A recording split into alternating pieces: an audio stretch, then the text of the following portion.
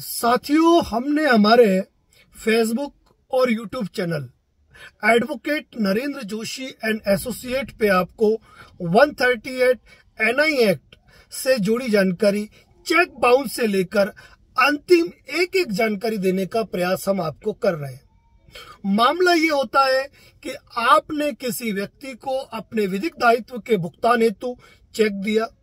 आपके खाते में पेमेंट था नहीं था, सिग्नेचर मिसमैच थे, खाता बंद हो चुका था, अकाउंट डोरमेंट हो चुका था, किसी भी कारण से यदि चेक बाउंस हो गया तो उस चेक की यदि नोटिस पर भी आप पेमेंट नहीं करते हैं तो क्या कानूनी कार्रवाई रहेगी, उसके बारे में हमारे इस चैनल पे हमने आपको जानकारी दी है।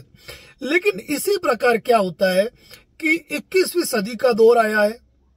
आज की तारीख में व्यक्ति जब किसी फाइनेंस कंपनी से, किसी एनबीएफसी कंपनी, किसी बैंक, किसी संस्था या किसी भी मामले में अंदर किसी व्यक्ति से यदि कोई लोन लेता है,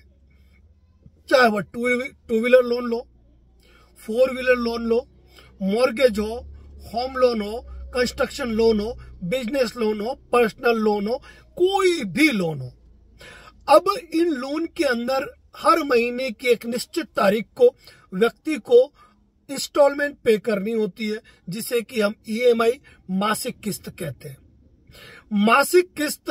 बैंक को एक निश्चित तारीख को प्राप्त हो जाए,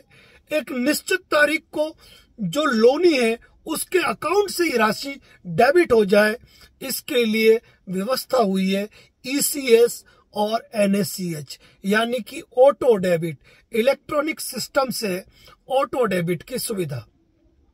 व्यक्ति ईसीएस एनएसीएच मैंडेट पे सिग्नेचर करके देता है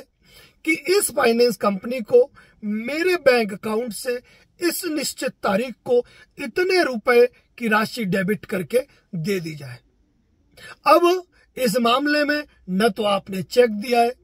आपने दी है ऑटो डेबिट की परमिशन। अब इस ऑटो डेबिट की परमिशन पे क्या होता है कि आपने जो तारीख दी है उस तारीख, निश्चित तारीख को आपके खाते से राशि कट के सामने वाले के अकाउंट में चली जाती है।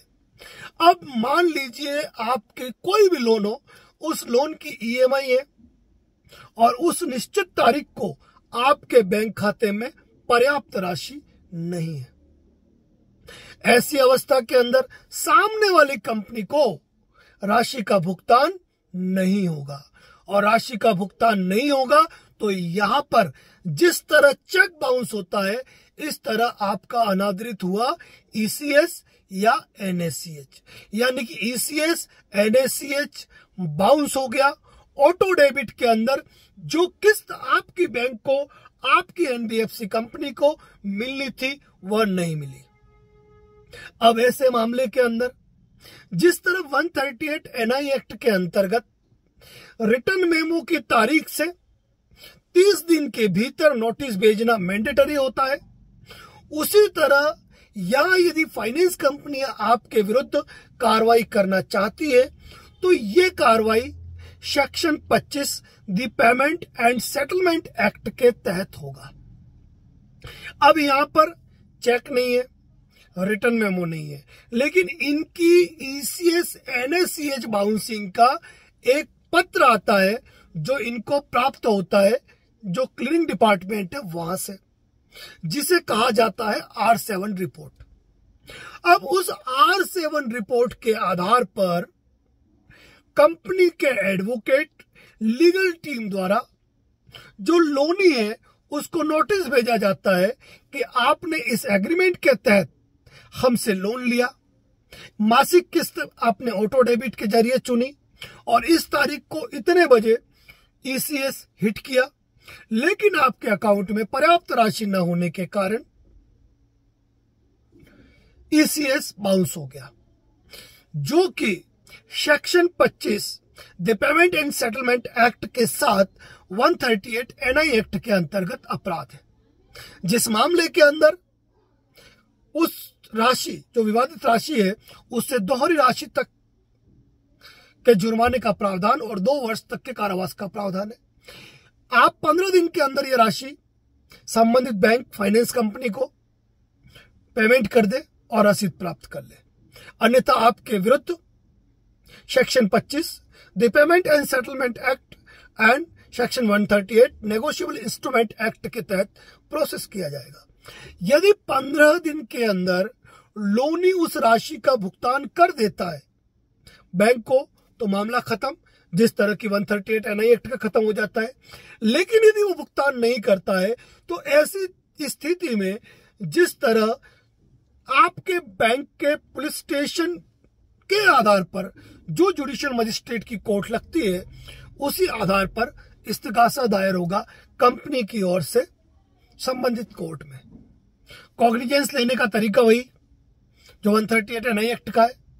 व्यक्ति को समन किया जाएगा, वारंट, बेलेबल वारंट, उसकी जमानत, आरोप सारांश, साक्ष्य शपथ पत्र, चीफ, क्रॉस एग्जामिनेशन, आगे के जो स्टेज है।